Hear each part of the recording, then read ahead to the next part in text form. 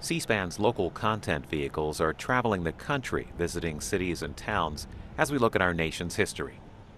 This weekend on American History TV, we're featuring some of the historic sites in Richmond, Virginia, such as the city's Monument Avenue. We're in Richmond, Virginia, and this is Monument Avenue, which is a street that runs out from the old city limits towards the suburbs. It was begun in the 1890s, but there weren't any houses built actually until the 20th century. But it was a real estate development that was based on a series of sculptures that memorialized the leading generals of the Civil War. It began with Robert E. Lee. The second was Jeb Stuart. The third was the President of the Confederacy, Jefferson Davis. The fourth was Stonewall Jackson. And then the fifth, not a military leader, but a leader of the Confederacy, was Matthew Fontaine Maury. And then the last monument on Monument Avenue was just unveiled in the 1990s, and it's to Arthur Ashe, who was a local tennis star who became a national hero. Monument Avenue is in some ways a physical manifestation of the South's response to their loss of the Civil War.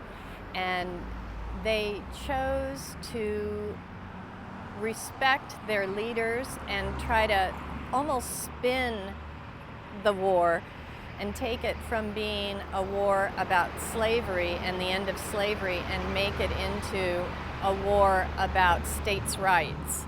And they chose to do this by focusing on their heroes and sort of depoliticizing the war. And they chose to ignore the fact that they were defending slavery.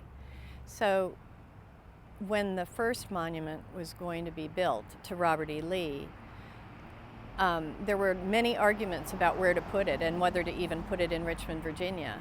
But a man who owns some land here came forward and said he would donate a traffic circle, and then he would lay out streets in a kind of a city beautiful composition that could then, the traffic circle could be dedicated to the sculpture, and then he would lay out lots that could be sold for houses.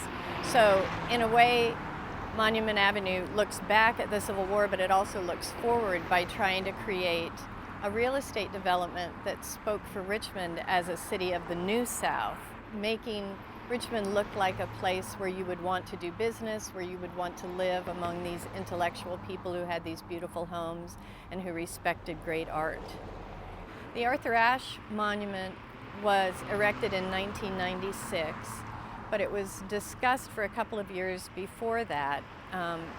Arthur Ashe was approached by a local sculptor here in Richmond named Paul de Pasquale, and de Pasquale said that he thought that there should be a monument to Ashe here in his hometown. It was discussed all the different places where the monument should be placed, and it was finally decided that Monument Avenue did make a lot of sense. A lot of people objected to it because they felt that Monument Avenue had a program, and that program was about Confederate heroes, and now that we weren't doing monuments to Confederate heroes anymore, it should be considered complete and finished. But really, Monument Avenue had never been about the Confederacy as much as it had been about heroes. And so in a way, putting Ashe on Monument made a lot of sense. And the city council listened to all sorts of arguments and decided that it was time to have a 20th century hero on Monument Avenue, and they decided to have Ashe located here.